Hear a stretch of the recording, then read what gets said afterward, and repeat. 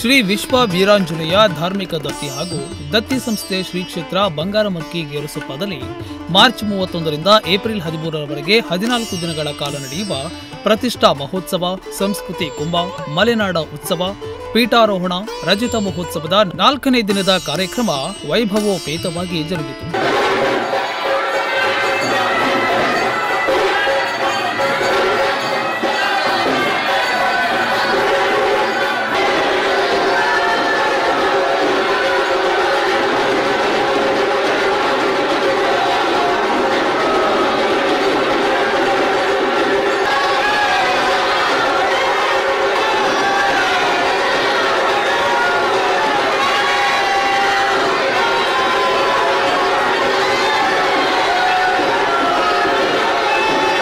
ಬೆಳಗ್ಗೆ ಶ್ರೀ ಬಂಗಾರಮಕ್ಕಿ ಕ್ಷೇತ್ರದಲ್ಲಿ ವೈದಿಕರಿಂದ ವೇದೋಕ್ತ ಮಂತ್ರಘೋಷಗಳೊಂದಿಗೆ ಹೋಮ ಹವನಗಳು ಜರುಗಿತು.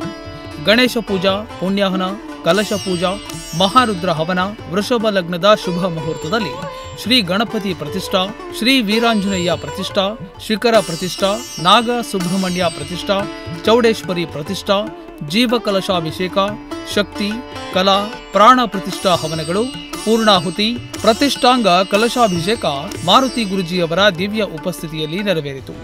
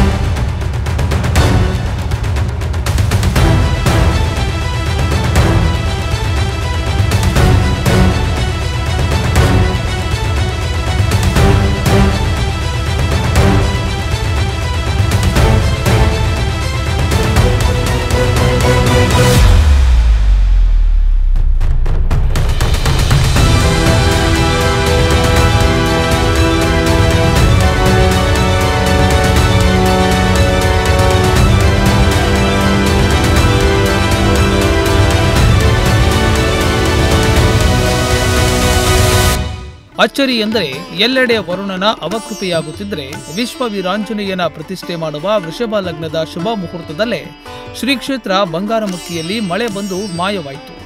ನಂತರ ಮಳೆ ಏಕಾಏಕಿ ನಿಂತು ಹೋಗಿ ಸೂರ್ಯ ಜಗಮಗಿಸುತ್ತಿರುವುದನ್ನು ನೋಡಿ ನೆರೆದಿದ್ದ ಭಕ್ತರನ್ನು ಮೂಕ ವಿಸ್ಮಿತರನ್ನಾಗುವಂತೆ ಮಾಡಿತು.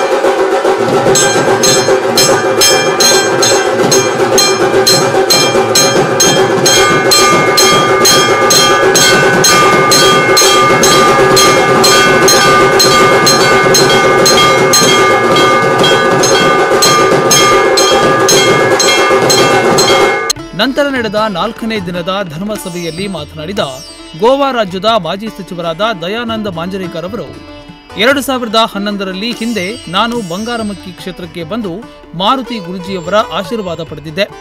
ಆದ್ರಿವತ್ತು 12 ವರ್ಷಗಳ ಬಳಿಕ ಮತ್ತೆ ಬಂಗಾರಮಕ್ಕಿ ಕ್ಷೇತ್ರಕ್ಕೆ ಬರುವ ಸೌಭಾಗ್ಯ ಸಿಕ್ಕಿತು. ಬಂಗಾರಮಕ್ಕಿಯ ಧಾರ್ಮಿಕ ಮತ್ತು ಸಾಂಸ್ಕೃತಿಕ ವೈಭವ ನೋಡಿ ನನಗೆ ಬೆರಗಾಯಿತು. ಮತ್ತೊಮ್ಮೆ ವಿಶ್ವ ವೀರಾಂಜನೇಯನ ದರ್ಶನ ಪಡೆಯುವ ಅನುಗ್ರಹ ಸಿಕ್ಕಿದ್ದು ಮಾರುತಿ ಗುರುಜಿಯವರಿಂದ ಎಂದು ಹೇಳಿದರು.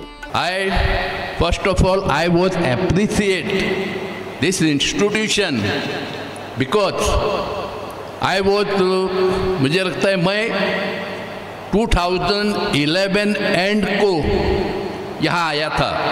हमारे मंदिर के पुरोहित गणपति भट्ट जी उसने मुझे खास इधर लेके आया था उस वक्त भी मैंने स्वामी जी का दर्शन किया था। यहाँ आज जो माहौल दिखता है ऐसा कुछ नहीं था। उस वक्त जस्ट 2000 अभी मैंने थोड़ा इंक्वायरी किया तो मुझे इन्फॉर्मेशन मिला है कि वो यहाँ का एक्टिविटीज़ 2008 से चालू हुआ है। 2008 2025 कम से कम 1.5 तप 1.5 तप पूर्ण किया इस इंस्टीट्यूशन ने। मुझे यहाँ आने के बाद वापस इधर आने से 1 तप लगा, यानी 12 साल। और यहाँ आने के बाद 12 साल में मैंने देखा है तो यहाँ बहुत सारा चेंजेस मुझे दिखने लगा है। इतना सारा ये भव्य हॉल सब सिस्टमेटिक, इतना सिस्टमेटिक यहाँ बनाया है। इतना करीबन 2000 लोगों का कैपेसिटी का हॉल, 2000 लोग यहाँ आराम से बैठ सकते हैं। अभी जस्ट हम उधर भोजन किया है, वो भोजन का व्यवस्था वही बहुत अच्छा बनाया है। मंदिर तो इतना अच्छा बनाया है, अभी काम चलता है। आज उसका प्रतिष्ठापन है, ये हो गया। मैं भाग्यवान हूँ क्योंकि प्रतिष्ठापना होने के बाद तुरंत जब भगवान के सामने से पर्दा हटाया तो भगवान का दर्शन करने का सौभाग्य मुझे मिला है। मुझे लगता है इतनी बड़ी बात और कुछ नहीं है। कम से कम इतना हम हमारे आयुष्य में हम बहुत कुछ किया है, लोगों के लिए कुछ किया। हम पॉलिटिक्स में रहने के बाद तो हमारा ज़्यादा से ज़्यादा अप्रोच वो पब्लिक के साथ होता है। और पब्लिक के साथ अप्रोच रहने के बाद अगर एक बात ऐसा होता है कि ये हमारा संस्कृति, हमारा मंदिर, हमारा मठ उसको हम कहीं भूले से होते हैं। ಕೇರಳದ ಶ್ರೀ ಸಹಸ್ರಾರ ಯೋಗೀಶ್ವರ ಸ್ವಾಮಿ ಮಹಾಪೀಠದ ಶ್ರೀ ಯೋಗೀಶ್ವರ ಮಹಾಸ್ವಾಮಿಗಳು ಮಾತನಾಡಿ, ಶ್ರೀ ಕ್ಷೇತ್ರ ಬಂಗಾರಮಕ್ಕಿಯಲ್ಲಿ ಪಡೆದ ಅನುಭವವನ್ನು ಯಾವ ಭಾಷೆಯಲ್ಲೂ ಹೇಳಲಾಗದು. ಸ್ವತಃ ಭಗವಂತನೇ ಬರಬೇಕು. ಮಾರುತಿ ಗುರುಜಿಯವರು ನನ್ನನ್ನು ಸಂಪರ್ಕಿಸಿದಾಗ ನಾನು ಅನಂತ ಪದ್ಮನಾಭನ ಏಕಾಂತ ದರ್ಶನದಲ್ಲಿದ್ದೆ. ಆದರೆ ನಂತರ ನನಗೆ ವೀರಾಂಜನೇಯನಿಂದಲೇ ಕರೆ ಬಂತು ಎಂದು ಬಂಗಾರಮಕ್ಕಿ ವಿಶ್ವ ವೀರಾಂಜನೇಯನ ಮಹಿಮೆಯನ್ನ ಕೊಂಡಾಡಿದ್ರು. ಇದು ಮಾತಿಲು ಭಾಷೆಯಲು ಅದವರ ಹೇಳಂಗೆ ಇಂಗ್ಲೀಷ್ ಆಗಲಿ ಹಿಂದಿ ಆಗಲಿ, ನಾನು ಇಂಗ್ಲೀಷಲ್ಲೂ ಮಾತಾಡ್ಬೋದು, ಹಿಂದಿಲೂ ಮಾತಾಡ್ಬೋದು, ಫ್ರೆಂಚಲ್ಲೂ ಮಾತಾಡ್ಬೋದು, ಅರಬಿಕಲ್ಲೂ ಮಾತಾಡ್ಬೋದು, ಮಲಯಾಳಿಲೂ ಮಾತಾಡ್ಬೋದು, ತಮಿಳಲ್ಲೂ ಮಾತಾಡ್ಬೋದು. ಮತ್ತು ಯಾವುದು ಭಾಷೆ ಕಲಿತರೂ ಅದು ಹೇಳೋಕ್ಕಾಗೋದಿಲ್ಲ. ಭಗವಂತನ ಅನುಭೂತಿ ಎಲ್ಲಾದೊಬ್ಬರು ಮಾತಲ್ಲಿ ಹೇಳಬಹುದಂದರೆ ಅವನೇ ಮತ್ತು ಭಗವಂತನ ಆಗಿಬಿಡುತ್ತಾನೆ. ಅರ್ಥ ಆಯ್ತಾ? ಇವತ್ತು ನಾವಿಲ್ಲಿ ಕಂಡದು, ಅನುಭೂತಿ ಪೆಟ್ಟದು, ಇದು ಒಂದು ಮಾನವೀಯ ಶಬ್ದದಿಂದ ಯಾವುದು ಭಾಷೆಯಿಂದ ಹೇಳಕ್ಕೆ ಸಾಧ್ಯವಿಲ್ಲ. ಒಂದು ಅವರು ಬಹಳ ವಿಶೇಷವಾಗಿ ಹೇಳಿದ್ದು, ನಾವು ಮೂಲತಃ ಕೇರಳ ಅಂಬನ ಮಣ್ಣಿಂದ ಬಂದಿರೋದು, ಆದಿಶಂಕರನ ಮಣ್ಣಿಂದ ಬಂದಿರೋದು, ಅನಂತ ಪದ್ಮನಾಭನ ದಾಸಾನುದಾಸರಾಗಿರೋ ಸೇವಕುಲ. ಮೊನ್ನೆ ಈ ಕ್ಷೇತ್ರದ ಈ ಮಹಾಮುಹೂರ್ತಕ್ಕೆ ನಮಗೆ ಆವಾಹನ ಆದ ಸಮಯ ನಮ್ಮ ಶಿಷ್ಯಗಣಗಳು ಫೋನು ಕಾರ್ಲಿಟ್ಟಿದ್ರು. ಮಠದಾವಧಿಯಿಂದ ನಮಗೆ ಫೋನ್ ಕಾಲ್ ಬಂದರೂ ಕೂಡ ನಮಗದು ತಲುಪಿಲ್ಲ. ಕಾರಣ ನಾವು ಅನಂತ ಪದ್ಮನಾಭನ ಜೊತೆ ಏಕಾಂತ ದರ್ಶನದಲ್ಲಿದ್ದರು.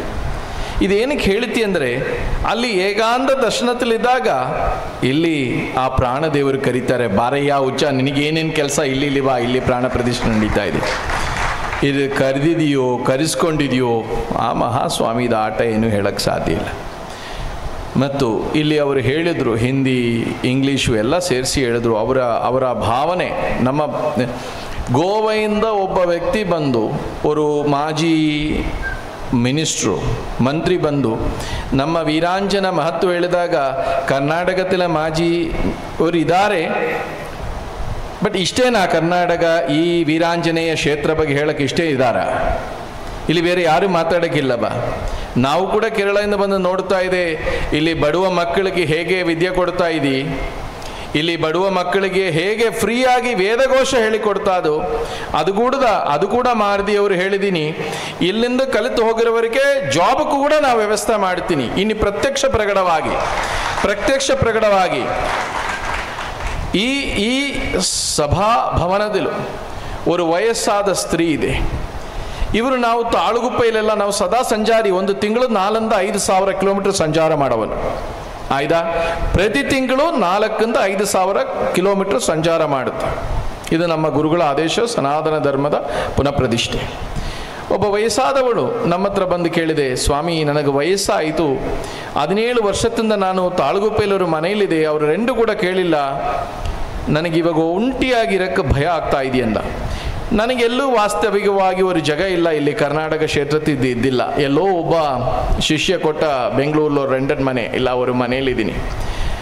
ಅಲ್ಲಿ ಅವಳ ಕೂಡಿಸಿ ಕರೆಸೋಣ ಅಂದರೆ ಅವಳು 3 ಸತಿ ಅಪಾರ್ಟ್ಮೆಂಟ್ಗೆ ಹತ್ತಿಳಿದಾಗ ಅವಳು ಹೇಳ್ತಾನೆ ಮತ್ತೆ ICUಲಿ ಹೋಗಬೇಕಂದ. ನಮ್ಮ ಒಬ್ಬ ಶಿಷ್ಯ ತಾಳುಗುಪ್ಪ ವಿಕಾಸ ಕೇಳಿದೆ, ಅವ್ರಿಗೇನೋ ರೆಂಟೆಡ್ ಮನೆ ಇತ್ತು, ಇಲ್ಲ ವಿಕಾಸ ನಾನು ಒಂಟಿಯಾಗಿರೋಕ್ಕಾಗಲ್ಲ ಅಂದ. ಮತ್ತು ನಾನು ಯಾವಾಗಲೂ ಒಮ್ಮೆ ಮತ್ತು ಕೇಳಿದೆ ಅವ್ರ ಬಗ್ಗೆ, ಏನಾಯಿತು ಆ ಅಜ್ಜಿದ ಕೆಲಸ ಅಂದ. ಆವಾಗ ನಮಗೆ ಆ ಸುದ್ದಿ ಬಂದು, ಗುರುಗಳೇ ಚಿಂದಬೇಡ, ಮಾರುದಿ ಗುರುಗಳು ಅವರಿಗೆ ಮಠದಲ್ಲಿ ಅಭಯ ಕೊಟ್ಟಾಯಿತು. ಇವತ್ತು ಅನಾಥಾಶ್ರಮಗಳು ತುಂಬಿ ತುಳುಕ್ತಾ ಇದೆ. ಮಕ್ಕಳಿಗೆ ವಿದ್ಯೆ ಕೊಡೋಕ್ಕೆ, ಬಟ್ಟೆ ಕೊಡೋಕ್ಕೆ, ಅದು ಕೊಡೋಕ್ಕೆ, ಇದು ಕೊಡೋಕ್ಕೆ ಜನಗಳು ತುಂಬಿ ತುಳುಕ್ತಾ ಇದ್ದಾಗ ಶಂಕರಾಚಾರ್ಯರ ಮಾತೃ ಪಂಚಕ ಎಲ್ಲರೂ ಓದೋದು ಅತಿ ಉತ್ತಮ ಅಂತ ಕಾಣ್ತಾ ಇದೆ. ತಂದೆ ತಾಯಿದು ಮಹತ್ವ ತಿಳಿದಿದ್ರೆ ಸ್ವಂತ ರಕ್ತ ತಂದ ಸ್ತನದಿಂದ ಒಂದು ನಿಪ್ಪಳು ಕೊಡಿ, ಒಂದು ನಿಪ್ಪಳು ವ್ಯತ್ಯಾಸದಲ್ಲಿ ಆ ರಕ್ತದಿನ ಕೆಂಪು ಕಳ್ಳರು ದೂರ ಮಾಡಿ, ಉಪ್ಪು ರಸ ದೂರ ಮಾಡಿ, ಅಮೃತವಾಗಿರ ಹಾಲಾಗಿ ನಿಮಗೆ ಕೊಡ ತಾಯ್ತನತ್ತಿನ ಏನು ಮರ್ಯಾದೆ ಇದೆಯಯ್ಯ. ನಮ್ಮ ಈ ಮಾರುದಿ, ಅವರು ಮಾರುದಿ ಗುರುಜಿ ಅಂದೆಲ್ಲ ಹೇಳಂಗಿಲ್ಲ, ಈ ಪ್ರಾಣೇಶ್ವರ ಪ್ರಾಣದೇವರು ಅಂತ ಹೇಳೋದೇ ಉತ್ತಮ. ಏನಿಗೆ ಮುಖವಾಡ ಬೇಕು? ಇವರಿದ್ರೆ ಪ್ರಾಣದೇವರಿದ್ರೆ ಇವರು ಅಷ್ಟೇ. ಅದು ಮಧ್ಯೆ ಏನಕ್ಕೆ ಬ್ರಿಡ್ಜ್ ಬೇಕು ನಂಗೆ ಗೊತ್ತಾಗೋದಿಲ್ಲ. ಮತ್ತು ನಿಮ್ಮನ್ನೇ ಖುಷಿ ಪಡಕ್ಕೆ ದುಃಖ ಪಡಿಸಕ್ಕೆ ನಂಗೆ ಮಾತಾಡೋಕೆ ಬರಲ್ಲ. ನಿಮ್ಮ ಹೊಗಳು ತೆಗಳು ಸ್ವೀಕಾರ, ನಾವು ಹುಚ್ಚ ಇದನ್ನು ಚಂಡಾಳ ಇದನ್ನು ನಾವು ನಮ್ಮ ಹತ್ರ ಆರು ಬರಬೇಡ್ರಿ. ನಿಮ್ಮ ಪ್ರೀತಿಯ ಕೂಡಿಸಿ ತಲೆ ಮೇಲೆ ಕೂಡಿಸಿರೋ ಕೆಲಸಗಳೆಲ್ಲ ನೀವು ಪೊಲಿಟಿಷಿಯನ್ ಹತ್ರ ಇಟ್ಕೊಳ್ಳಿ, ನಮ್ಮ ಹತ್ರ ಆಗೋದಿಲ್ಲ. ಇದೆಲ್ಲ ನಮಗೆ ಮರಣ ಭಯವಿಲ್ಲ, ಯಾರನ್ನು ಹೊಗಳಬೇಕಾಗಿಲ್ಲ, ತೆಗಳಬೇಕಾಗಿಲ್ಲ. ಈ ಕ್ಷೇತ್ರದಲ್ಲಿ ನಡೆಯ ಧರ್ಮ, ಈ ಕರ್ನಾಟಕ ಎಲ್ಲೋ ಹೇಳಬೇಕಂದ್ರೆ ಒಂದು ಸತಿ ಧರ್ಮಸ್ಥಳ ಅನ್ನಪೂರ್ಣೇಶ್ವರಿ ಹೌದು, ಸತ್ಯ, ಅದು ಮರೆಯಂಗಿಲ್ಲ. ಈ ಒಂದು ಕ್ಷೇತ್ರದಲ್ಲಿ ವಿದ್ಯಾದಾನವಾಗ್ತಾ ಇದೆ. ನಾವು ದಶವಿದ್ಯಾ ಮಹಾಪೀಠ, ಅನಂತ ಪದ್ಮನಾಭನ ಸೇವಕರಾದ ಕೂಡ ದಶವಿದ್ಯಾ ಮಹಾಪೀಠ ಮಾಡ್ತಾ ಇರೋದು. ದಶವಿದ್ಯಾ ದೇವಿಗಳ ಪ್ರತ್ಯಕ್ಷ ಮಾಡಿ ಸೇವೆ ಮಾಡ ಕುಲ ಅದ. ಇಲ್ಲಿ ಮಹಾಕಾಳಿ, ಮಹಾಲಕ್ಷ್ಮಿ, ಮಹಾಸರಸ್ವತಿ, ಹಾಗೆ ಇಲ್ಲಿ ಈ ಹೊಟ್ಟೆ ಹಸಿವರ್ಕ್ ಅನ್ನವಿದೆ, ವಿದ್ಯೆ ಬೇಕಾಗಿರೋವರ್ಕ್ ವಿದ್ಯೆ ಇದೆ.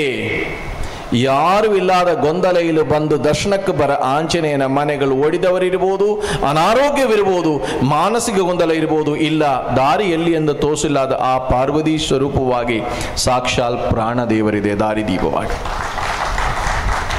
ಈ ಕ್ಷೇತ್ರದ ಮಹತ್ವ ಇಲ್ಲಿರ ಜನಗೂ ಗೊತ್ತಿಲ್ಲ, ಇಲ್ಲಿರ ಪೊಲಿಟಿಷಿಯನ್ಗೂ ಗೊತ್ತಿಲ್ಲ, ಇದೀಗ ಔದ್ಯೋಗಿಕ ವ್ಯಕ್ತಿಗಳಿಗೂ ಗೊತ್ತಿಲ್ಲ ಅಂತ ನಮಗೆ ಅನಿಸ್ತಾ ಇದೆ. ಜೆಪಿ ಗ್ರೂಪ್ಸ್ನ ಮಾಲೀಕರಾದ ಜೆಪಿ ಶಿವಣ್ಣ ಮಲ್ಲಸಂದ್ರ ಮಾತನಾಡಿ, 14 ವರ್ಷಗಳ ಹಿಂದೆ ಪರಿಚಯರಸ್ತರೊಬ್ಬರು ನನ್ನನ್ನ ಬಂಗಾರಮಕ್ಕಿ ಕ್ಷೇತ್ರಕ್ಕೆ ಕರೆದುಕೊಂಡು ಬಂದಿದ್ರು. ಚಿಕ್ಕಂದಿನಿಂದ ನಾನು ಆಂಜನೇಯನ ಭಕ್ತನಾಗಿದ್ದೆ. ನಮ್ಮೂರಿನಲ್ಲಿ ಶಿಥಿಲಾವಸ್ಥೆಯಲ್ಲಿದ್ದ ಆಂಜನೇಯನ ದೇವಸ್ಥಾನ ಜೀರ್ಣೋದ್ಧಾರ ಮಾಡಲು ಒದ್ದಾಡುತ್ತಿದ್ದಾಗ ಬಂಗಾರಮಕ್ಕಿಯ ಪ್ರಾಣದೇವರ ಅನುಗ್ರಹದಿಂದ ನಾನು ಕಂಡ ಕನಸು ನನಸಾಯಿತು ಎಂದು ಹೇಳಿದರು. ನಾವು ಊರಲ್ಲಿ ಒಂದು ನಾನು ಚಿಕ್ಕ ವಯಸ್ಸಿನಿಂದ ಆಂಜನೇಯ ಸ್ವಾಮಿಯ ಪರಮ ಭಕ್ತ. ಯಾಕೆಂದರೆ ಅಷ್ಟು ಆಂಜನೇಯ ಸ್ವಾಮಿ ಅಂದರೆ ನನಗೆ ಅಷ್ಟೊಂದು ಇಷ್ಟವಾದ ದೇವರು. ನನಗೆ ನಮ್ಮ ಒಂದು ಊರಲ್ಲಿ ಒಂದು ಚಿಕ್ಕದಾದ ಒಂದು ಆಂಜನೇಯ ಸ್ವಾಮಿ ವಿಗ್ರಹ ಇತ್ತು. ಅಲ್ಲಿ ಅದು ಹಿಂದಿನ ಬಹಳ ವರ್ಷದ ಕಾಲದ್ದು. ಅಲ್ಲಿ ಒಂದು ಮಣ್ಣಿನ ಒಂದು ದೇವಸ್ಥಾನ ಇತ್ತು. ಆ ದೇವಸ್ಥಾನವನ್ನು ಕಿತ್ಬಿಟ್ಟು ಹೊಸ್ದಾಗಿ, ಯಾಕೆಂದರೆ ಆಂಜನೇಯ ಸ್ವಾಮಿ ಮೇಗಡೆ ಎಲ್ಲ ಅಂತಹ ಕ್ರಿಮಿ ಕೀಟಗಳೆಲ್ಲ ಓಡಾಡ್ತಾಯಿದೆ. ಯಾಕೆಂದರೆ ಒಳಗಡೆಗೆ ಹೆಜ್ಜೆ ಹಾಕೋಕ್ಕೆ ಆಗ್ತಿರಲ್ಲ, ಅಷ್ಟೊಂದು ಒಂದು ವಾತಾವರಣ ಆ ಥರ ದೇವಸ್ಥಾನ ಆಗೋಗಿತ್ತು. ಇನ್ನೇ ಬಿದ್ದೋಗಿತ್ತಾಗಲೇ ಅಂಥ ದೇವಸ್ಥಾನವನ್ನು ಅದನ್ನು ಜೀರ್ಣೋದ್ಧಾರ ಮಾಡಬೇಕು ಅಂತೇಳಿ ಊರಿನವ್ರನ್ನೆಲ್ಲ ಸೇರಿಸಿ ಆ ಒಂದು ಮಾಡಬೇಕು ಅಂತ ಹೊರಟಾಗ ಆಯಿತು ಅಂತ ಊರವ್ರು ಒಪ್ಕೊಂಡ್ರು. ಆದರೆ ಯಾರೂ ಬರಲಿಲ್ಲ, ಮುಂದಕ್ಕೆ ಯಾರೂ ಬರಲಿಲ್ಲ ದೇವಸ್ಥಾನ. ಯಾಕೆ ಅಂದರೆ ಅದು ಸುಮಾರು 100 ವರ್ಷದ ದೇವಸ್ಥಾನ. ಹಾಗೆ ಅವಾಗ ನನಗೇನು ಮಾಡಿದ್ರು, ನನ್ನ ಅಧ್ಯಕ್ಷನ್ ಮಾಡಿ ಆ ದೇವಸ್ಥಾನಕ್ಕೆ ನನಗೆ ಕಟ್ಟಾಕಿ ಬಿಟ್ಬಿಟ್ರು. ನಮಗೆ ಗೊತ್ತಿಲ್ಲ, ಏನೂ ಇಲ್ಲ. ಅವಾಗ ಏನು ಮಾಡೋದು ಅಂತ ಹೇಳ್ಬಿಟ್ಟು ಊರವರು ನೋಡ್ದು, ಒಂದು 15 ತಿಂಗಳು ನೋಡ್ದು, ಯಾರೂ ಬರಲಿಲ್ಲ. ಅವಾಗ ನಮ್ಮ ಆತ್ಮೀಯ ಸ್ನೇಹಿತರಾದಂತಹ DM ಸತೀಶ್ರವ್ರಿಗೆ ಹಿಂಗೆ ಹೇಳಿದೆ, ಅಣ್ಣ ದೇವಸ್ಥಾನ ಹಿಂಗೆ ಊರವರೆಲ್ಲ ಸೇರ್ಕೊಂಡು ಹಿಂಗೆ ದೇವಸ್ಥಾನ ಕಟ್ಸೋಕ್ಕೆ ಹೇಳಿದ್ದಾರೆ, ಆದರೂ ಯಾರೂ ಒಬ್ಬರು ಬರ್ತಾ ಇಲ್ಲ, ಏನು ಮಾಡೋದು ಈಗ, ಕೀಳ್ಸೋದ ಬಿಡೋದ, ಏನು ಮಾಡೋದು ಅಂತ ನನಗೆ ಅರ್ಥ ಆಗ್ತಾ ಇಲ್ಲ. ಕೈ ಕೊಟ್ಬಿಟ್ರೆ ಏನಾಗ್ತದೆ, ದೇವ್ರನ್ನ ಈ ಥರ ಹೆಚ್ಚು ಕಮ್ಮಿ ಆದರೆ ನಮಗೆ ಎಲ್ಲರಿಗೂ ತೊಂದರೆ ಆಗ್ತೈತೆ ಅಂದಾಗ ಆವಾಗ ಸೀದಾ ಅವರು ನನ್ನ ರಾತ್ರಿ ಶುಕ್ರವಾರ ರಾತ್ರಿ ಈ 13 ವರ್ಷದ ಹಿಂದೆ ಸ್ವಾಮೀಜಿಗಳ ಒಂದು ಬೆಳಗ್ಗೆ ಶನಿವಾರ ಬಂದು ನದಿಲಿ ಹೋದೋ, ಶರಾವತಿ ನದಿಲಿ ಸ್ನಾನ ಮಾಡ್ದೋ, ಇಲ್ಲಿ ಭಾಷಿವಾಣ ಹೋಗೋಣ, ಹೋಗಿ ಆ ಗುರುಗಳನ್ನ ಕೇಳೋಣ. ಅವರೇ ಹೇಳ್ತಾರೆ ನೀವೇನು ಕೇಳಂಗಿಲ್ಲ ಅಂತ ಪ್ರಾಣದೇವರು ಹತ್ರ ಬಂದು ಇಲ್ಲಿ ಪೂಜೆ ಸ್ಟಾರ್ಟ್ ಆಗಿತ್ತು. ನಾವು ಹೋದೋ, ನನಗೇನು ಗೊತ್ತಿಲ್ಲ, ಅಲ್ಲೇನು ಕೇಳ್ಬೇಕಾ, ಯಾರ ಹತ್ರನೂ ಮಾತಾಡಲಿಲ್ಲ. ಆ ಭಗವಂತ ಪ್ರಾಣದೇವರು ನನ್ನ ಹೊರಗಡೆಯಿಂದ ಹೆಸರಿಡ್ದು ಇಂಥವ್ರಿಗೆ ಬಂದಿದ್ದೀರಾ ಬರ್ರಿ ಅಂತ ಒಳಗಡೆ ಕರೆದು ನೀವು ದೇವಸ್ಥಾನ ನಿರ್ಮಾಣ ಮಾಡೋಕ್ಕೆ ಹೊರಟಿದ್ದೀರಾ, ನೀವು ದೇವಸ್ಥಾನ ಕಟ್ಟಕ್ಕೆ ಹೊರಟಿದ್ದೀರಾ, ಜವಾಬ್ದಾರಿ ಎಲ್ಲ ಊರವ್ರು ನಿಮ್ಮ ಮೇಲೆ ಹಾಕಿದ್ದಾರೆ, ಆದರೂ ನೀವು ಹೆದರ್ತಾ ಇದ್ದೀರಾ, ಬೇಡ ಹೆದರಬೇಡ್ರಿ, ನಾನಿದ್ದೀನಿ ನಿಮ್ಮಿಂದೆ, ನೀವು ದೇವಸ್ಥಾನ ಕಟ್ಟಿ ಅಂತ. ಇಲ್ಲ ಬುದ್ಧಿ, ನಾವು 1 ವರ್ಷದೊಳಗೆ ಇವಾಗ ಬಸವನ ಜಯಂತಿ ದಿವಸ ಅದನ್ನು ಕೀಳ್ಸಾಕಿದ್ದೀನಿ, ಅಲ್ಲಿ 2 ತಿಂಗಳಾಗಿದೆ, ಮುಂದಿನ ಬಸವ ಜಯಂತಿ ದಿವಸ ಅದು ಓಪನ್ ಆಗಬೇಕು, ಆ ಥರ ಅನುಗ್ರಹ ಮಾಡಿ ಅಂತ ಹೇಳ್ಬಿಟ್ಟು ಕೇಳಿದೆ. ಇಲ್ಲ ಬಸವ ಜಯಂತಿಗೆ ಯಾವುದೇ ಕಾರಣಕ್ಕೆ ಆಗೋದಿಲ್ಲ, 2 ವರ್ಷದ ಬಸವ ಜಯಂತಿಗೆ ನೀನೇನೇ ಬೇಡ ಅಂದರೂ ಬಿಡೋದಿಲ್ಲ, ಅದು ಓಪನ್ನು ನಾನು ಮಾಡಿಸ್ತೀನಿ, ನೀನು ತಲೆ ಕೆಡಿಸ್ಕೊಬೇಡ, ನೀನು ಹಿಂದೆ ನಾವಿದ್ದೀವಿ, ನೀವು ಹೋಗಿ ದೇವಸ್ಥಾನ ಸ್ಟಾರ್ಟ್ ಮಾಡಿ ಹೆದರಬೇಡ್ರಿ ಅಂತ ಹೇಳ್ಬಿಟ್ಟು ಪ್ರಾಣದೇವರು ನನಗೆ ಒಂದು ಆಶೀರ್ವಾದ ಮಾಡಿ ಕಳಿಸಿದ್ರು. ಅವತ್ತು ಧೈರ್ಯವಾಗಿ ಅಲ್ಲಿಂದ ಹೋಗಿ ಸ್ಟಾರ್ಟ್ ಮಾಡಿದಂತಹ 1ನೇ ವರ್ಷ ಯಾವುದೇ ಕಾರಣಕ್ಕೂ ಓಪನ್ ಆಗಲಿಲ್ಲ. ಅದು 2ನೇ ವರ್ಷ ಬಸವನ ಜಯಂತಿ ಹಬ್ಬದ ದಿವಸ ಯಾವುದೇ ಕಾರಣಕ್ಕೂ ನಿಲ್ಲಿಲ್ಲ.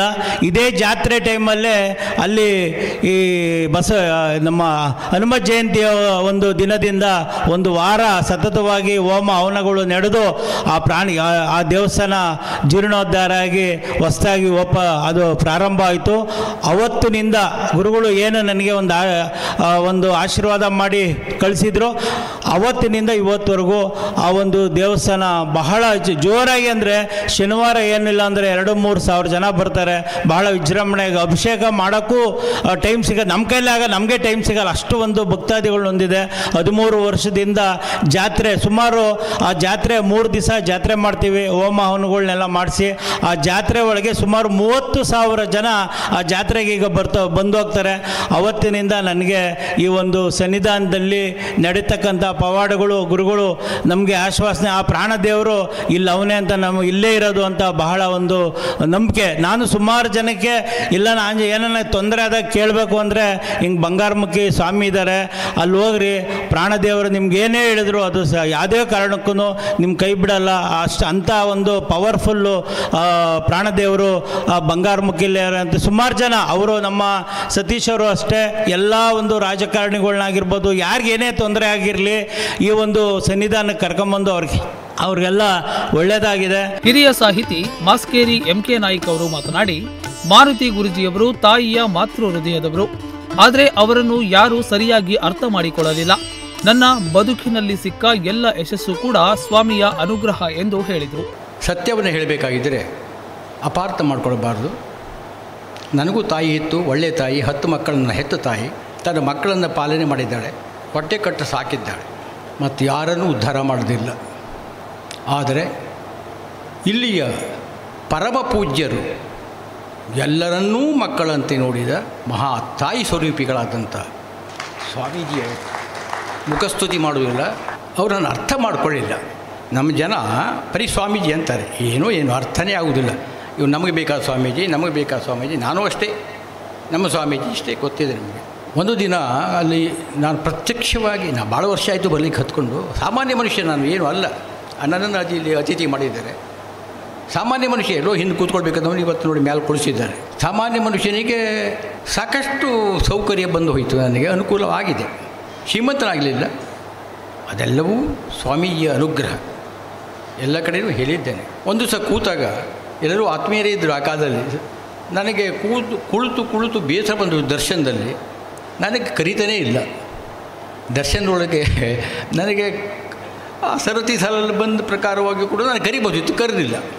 ನನ್ನೊಳಗೆ ಸಿಟ್ಟು ಬಂತು ನನಗೆ. ಯಾರ್ದೋ ಒಂದು ಪೆನ್ ತೊಗೊಂಡು ಕೈ ಮೇಲೆ ಒಂದು ಸಣ್ಣ ಕವಿತೆ ಬರೆದೆ. ಕೈ ಮೇಲೆ ಎಷ್ಟೆಲ್ಲ ಜನ ನಿತ್ಯ ಬಾಗಿಲೆದುರಲ್ಲಿ ನಿಂದು ತೋಡಿಕೊಡುವುದು ವೇದ್ಯ ಅವರವರ ಅಳಲು, ಅವರವರಿಗವರ ತರ ಮಮತ ಯಮೃತ ಧಾರೆ ಸುರಿಸುವುದೇ ಚೋದ್ಯ ಮಾತೃತ್ವ ಮುಗಿಲು. ಆ ಮಾತೃತ್ವವೇ ಈ ಸ್ವಾಮೀಜಿಗಳು. ಎಲ್ಲರಿಗೂ ಕೂಡ, ಪ್ರತಿಯೊಬ್ಬರಿಗೂ ಕೂಡ 4 ಗಂಟೆಯರಿಗೆ, ಬೆಳಿಗ್ಗೆ 6:30-7ಕ್ಕೆ ಶುರುವಾದ 4 ಗಂಟೆ ನಮಗೆಲ್ಲ ರೋಮಾಂಚನ, ಕೊಂಡಲ್ಲಿ ದುಃಖ. ನಾವೆಂಥ ಮನುಷ್ಯರು ಗೊತ್ತದೀಯ, ಕಬ್ಬನ್ನು ನಾವು ಗಾಣಕ್ಕೆ ಹಾಕ್ತೇವೆ, ಹೌದಲ್ಲ? ಅದು ಗಾಣ ಬಿಡಿ, ರಸ ಕೊಡುವಷ್ಟು ಕೊಡ್ತದೆ. ನಾವು ಜಿಗಿತೇವೆ, ಹೋಗೋದೇ ಇಲ್ಲ. ನಾವೆಂಥ ಸಿಹಿಯನ್ನು ಸ್ವಾದ ಮಾಡೋಕ್ಕೆ ಎಷ್ಟು ಸಶಕ್ತರಿದ್ದೇವೆ ನಾವು ಅಂತ ಹೇಳಿದ್ರೆ, ಆ ದೈವ ಜನಕ್ಕಾಗಿ ಅಷ್ಟು ಕಷ್ಟಪಡ್ತದೆ. ನನ್ನ ತಾಯಿಗಿಂತ ಶ್ರೇಷ್ಠ ಅಂತ ನಾನು ಯಾರೂ ಇಲ್ಲ ಅಂತ ಹೇಳಿಕ್ಕೆ ಸಾಧ್ಯವೇ ಇಲ್ಲ. ನನ್ನ ತಾಯಿಗಿಂತ 1000 ಪಟ್ಟು ಶ್ರೇಷ್ಠ ಸ್ವಾಮೀಜಿ ಇದ್ದಾರೆ. ಅದನ್ನು ಅರ್ಥ ಮಾಡಿಕೊಳ್ಬೇಕು ನಾವು. ಎಲ್ಲವರಿಗೂ ಮಮತೆ ಯಮೃತ ಧಾರೆ ಸುರಿಸುವುದು ಚೋದ್ಯ ಸುರಿಸುತ್ತಾರೆ. ಪ್ರತಿಯೊಬ್ಬರಿಗೂ ಪ್ರೀತಿಯಿಂದ ಹೆದರಬೇಡ ಅಭಯ ಹಸ್ತವನ್ನು ಕೊಡ್ತಾರೆ, ಮಾರ್ಗದರ್ಶನವನ್ನು ತೋರಿಸ್ತಾರೆ. ಏನದು ತೋರಿಸುವಂಥ ಶಕ್ತಿ ಯಾವುದು? ಅದನ್ನು ತಿಳ್ಕೊಳ್ಬೇಕು ನಾವು. ತಿಳ್ಕೊಂಡು ಬಿಟ್ಟರೆ ನಾವೆಲ್ಲ ಶ್ರೀಮಂತರೇ, ನಾವೆಲ್ಲ ಸುಖಿಗಳೇ. ಧರ್ಮಸಭೆಯ ಅಧ್ಯಕ್ಷತೆ ವಹಿಸಿದ್ದ ಶ್ರೀ ಕ್ಷೇತ್ರ ಬಂಗಾರಮುಖಿಯ ಧರ್ಮದರ್ಶಿಗಳಾದ ಶ್ರೀ ಮಾರುತಿ ಗುರುಜಿಯವರು ಮಾತನಾಡಿ, ಇದು ನಾವು ಬಯಸಿದ್ದಲ್ಲ, ಪೂರ್ವ ನಿರ್ಧಾರಿತವೂ ಅಲ್ಲ. ಇದು ಆಂಜನೇಯನ ಇಚ್ಛೆ. ಈ ಕ್ಷೇತ್ರದಲ್ಲಿ ಯಾವ್ಯಾವ ಕೆಲಸಗಳು ಹೇಗೆ ಸಂಪನ್ನಗೊಳ್ಳಬೇಕು ಎಂಬುದು ಆಂಜನೇಯನ ಇಚ್ಛೆಯಂತೆ ನಡೆಯುತ್ತದೆ. ಪ್ರತಿಷ್ಠೆಯ ಸಮಯದಲ್ಲಿ ವರುಣ ಆಗಮಿಸಿ ಪುಷ್ಪವೃಷ್ಟಿ ಸುರಿಸಿದ್ದಾನೆ. ಇದು ವಿಶ್ವ ವೀರಾಂಜನೇಯನ ಪ್ರತಿಷ್ಠಾ ಮಹೋತ್ಸವಕ್ಕೆ ಸಕಲ ದೇವಾನುದೇವತೆಗಳು ಸಾಕ್ಷಿಯಾಗಿದ್ರು. ಈ ಮುಹೂರ್ತ ಸಮುಹೂರ್ತವಾಗಿದೆ. ಇದು ಆಂಜನೇಯನ ಕೃಪೆ ಎಂದು ಹೇಳಿದರು. ಇವತ್ತು ವಿಶೇಷವಾಗಿ ಪ್ರಾಣ ಪ್ರತಿಷ್ಠೆ ಜೊತೆಗೆ ನೂತನ ಶಿಖರ ಲೋಕಾರ್ಪಣೆ ಜೊತೆಗೆ ಸುವರ್ಣ ಕಲಶ ಸ್ಥಾಪನೆ ನಡೆದಿದೆ. ಈ ಕಲಶ ನಮ್ಮ ಕ್ಷೇತ್ರಕ್ಕೆ ಬರುವ ಸಂದರ್ಭದಲ್ಲಿ ಸಮಸ್ತ ಗ್ರಾಮಸ್ಥರು ಸಹ ಇಲ್ಲಿಯ ನಗರದೇವಿಯ ಸ್ಥಳದಿಂದ ಅದನ್ನು ಪೂಜೆಯನ್ನು ಮಾಡಿ ಮೆರವಣಿಗೆ ಮುಖಾಂತರದಲ್ಲಿ ವನವಾಸಿ ಸೀತಾರಾಮಚಂದ್ರನ ಆಸ್ಥಾನದಲ್ಲೂ ಸಹ ಪೂಜೆಯನ್ನು ನಡೆಸಿಕೊಂಡು ಎಲ್ಲ ಗ್ರಾಮಸ್ಥರು ಭಕ್ತರು ಅಲ್ಲಿಂದ ಆ ಕಲಶವನ್ನು ತಂದರು. ಯಾಕೆಂದರೆ ಒಮ್ಮೆ ಭಗವಂತನ ಆ ಶಿಖರದ ಮೇಲೆ ಇಟ್ಟ ಮೇಲೆ ಅದು ಮತ್ತೆ ಮುಟ್ಲಿಕ್ಕೋ ನೋಡಲಿಕ್ಕೋ ಸಾಧ್ಯವೇ ಇಲ್ಲ ಅಲ್ವಾ? ದೂರದಿಂದ ನೋಡ್ಬೋದೇ ವಿನಃ ಅದನ್ನು ಹತ್ತಿರ ನೋಡಲಿಕ್ಕೆ ಸಾಧ್ಯ ಇಲ್ಲ. ಅಷ್ಟು ಎತ್ತರಕ್ಕೆ ಅದೆಲ್ಲೂ ಕೂತ್ಕೊಂಡಿದೆ. ಆ ಒಂದು ಪುಣ್ಯ ಗಳಿಗೆಯನ್ನು ಸವಿದಂಥ, ಆಸ್ವಾದಿಸಿದಂಥ, ನೋಡಿದಂಥ, ಅನುಭವಿಸಿದಂಥ ಸಮಸ್ತ ಗ್ರಾಮಸ್ಥರು ಸಹ ಧನ್ಯರೇ.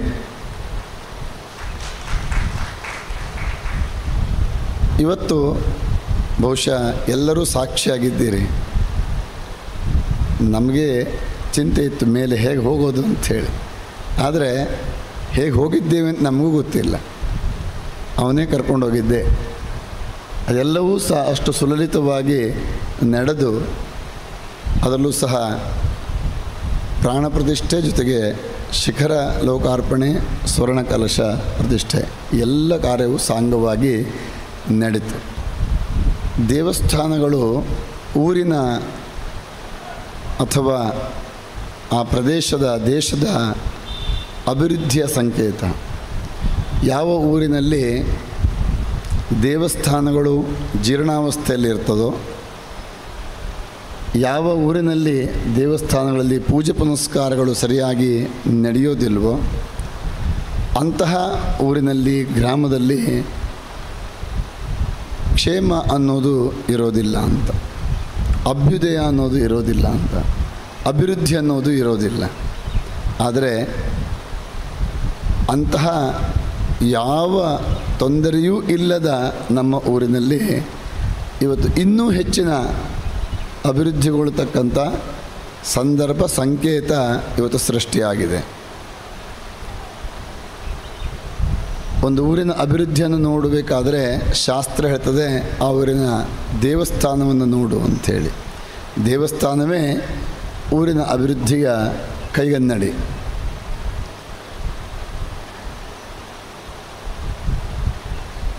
ದೇವಸ್ಥಾನಗಳು ಅಭಿವೃದ್ಧಿ ಹೊಂದಿದರೆ ಊರು ತಾನಾಗಿಯೇ ಅಭಿವೃದ್ಧಿ ಹೊಂದುತ್ತದೆ, ಸಮೃದ್ಧಿ ಆಗ್ತದೆ.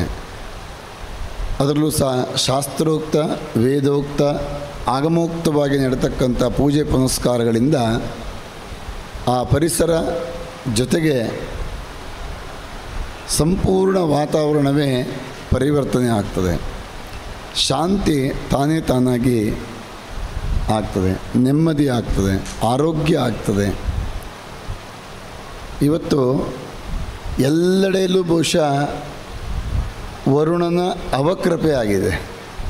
ಆದರೆ ಕ್ಷೇತ್ರದಲ್ಲಿ ವರುಣನ ಅವಕೃಪೆ ಆಗಲಿಲ್ಲ, ಪುಷ್ಪವೃಷ್ಟಿ ಆಗಿದೆ. ಸಾಕ್ಷಿ ಇನ್ನೇನು ಬೇಕು? ಒಂದು ಕಾರ್ಯ ಪರಿಪೂರ್ಣ ಆಗಬೇಕಾದ್ರೆ ಆ ದೇವರ ಸಾನ್ನಿಧ್ಯ, ಪ್ರತಿಷ್ಠಾಪನಾ ಸಂದರ್ಭ, ಆ ಲಗ್ನವನ್ನು ನಾವು ಹೀಗೆ ಇಟ್ಟಿರ್ಬೋದು ಮುಹೂರ್ತ ಅಂಥೇಳಿ, ಆ ಮುಹೂರ್ತ ಭಗವಂತನಿಗೆ ಒಪ್ಪಿಗೆ ಆಯ್ತಲ್ಲ. ಹಾಗಾಗಿ ಎಲ್ಲರಿಗೂ ತಂಪನ್ನು ಅವನು ಚಿಮುಕಿಸಿ ಹೋಗಿದ್ದಾನೆ ಇಲ್ಲಿ. ಆ ಕ್ಷಣದ ನಂತರದಲ್ಲಿ ಮತ್ತೆ ಮಳೆ ಬರಲಿಲ್ಲ. ಬಂದಿದೆಯಾ? ಅದರ ಮುಂಚಿತ ಬಂದಿದೆಯಾ? ಎರಡೂ ಸಂದರ್ಭ ಬರಲಿಲ್ಲ. ಆ ಕ್ಷಣಕ್ಕೆ ನಾವು ನೀವು ಅಷ್ಟೇ ಸಾಕ್ಷಿ ಅಲ್ಲ, ಸಕಲ ದೇವಾನುದೇವತೆಗಳು ಸಾಕ್ಷಿಯಾಗಿದ್ದರು ಅನ್ನೋದಕ್ಕೆ ಇದು ನಮಗೆ ಪ್ರತ್ಯಕ್ಷ ನಿದರ್ಶನ. ಇದಕ್ಕಿಂತ ಬೇರೆ ನಿದರ್ಶನ ಬೇಕಾಗಿಲ್ಲ.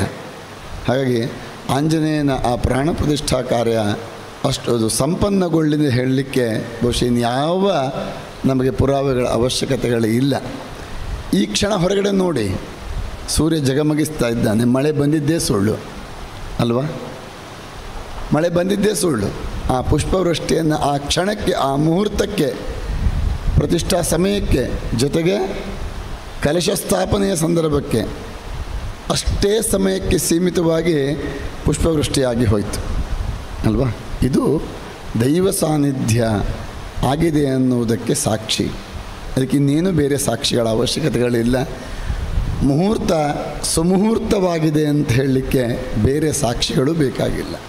ಅಂತಹ ಪುಣ್ಯದ ದಿನ ನಾವು ನೀವೆಲ್ಲ ಇದ್ದೇವೆ. ನಾವು ನೀವೆಲ್ಲ ಇಲ್ಲಿ ಇದ್ದೇವೆ ಎನ್ನುವುದೇ ಪುಣ್ಯ, ಅದೇ ಬಹಳ ವಿಶೇಷ. ಹಾಗಾಗಿ ನಿಮ್ಮೆಲ್ಲರಿಗೂ ಸಹ ಆಂಜನೇಯನ ಅನುಗ್ರಹ ಆಗಿದೆ. ಇವತ್ತಿನ ಪ್ರಥಮ ದಿನದಂದು ನಿಮಗೆಲ್ಲರಿಗೂ ಸಹ ಆಂಜನೇಯನ ಅನುಗ್ರಹ ಆಗಿದೆ. ಇನ್ನು ನಿರಂತರ ಅನುಗ್ರಹ ಇದ್ದೇ ಇರ್ತದೆ. ವೇದಿಕೆಯಲ್ಲಿ ಮಾಜಿ ಸಚಿವ ತುಮಕೂರಿನ ಸೊಗಡು ಶಿವಣ್ಣ ಸೇರಿದಂತೆ ಗಣ್ಯರಿಗೆ ಶ್ರೀಗಳು ಸನ್ಮಾನಿಸಿ ಆಶೀರ್ವಚನ ನೀಡಿದರು.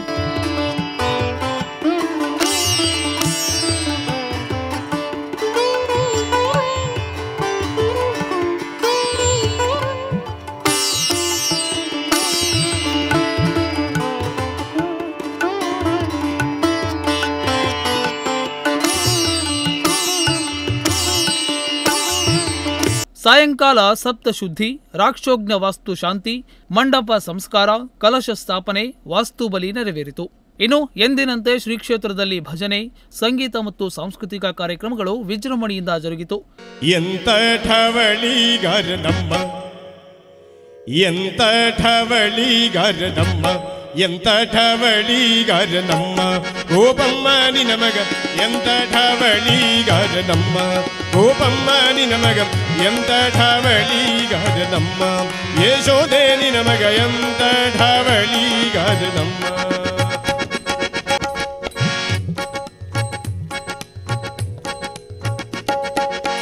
ಹಣವನ್ನು ಕೊಡುವೆ ನಂದು ಬಾಲು ಮಾತಿನಿಂದ ಕರೆದ, ಹಣವನ್ನು ಕೊಡುವೆನೆಂದು ಗುಣದಿಂದ ಎನ್ನ ಕರೆದ ಹಣವನ್ನು ಕೊಡುವೆನೆಂದು ಗುಣದಿಂದ ಎನ್ನ ಕರೆದ ಹಣವ ಕೇಳಿದರೆಲ್ಲಿ ಹಣವ ತಲ್ಲಣ ಪಲ್ಲಣವ ಕುದುರೆ ಬೊಕ್ಕಣವ ಹೋಗೆನ್ನುತ್ತಾನೆ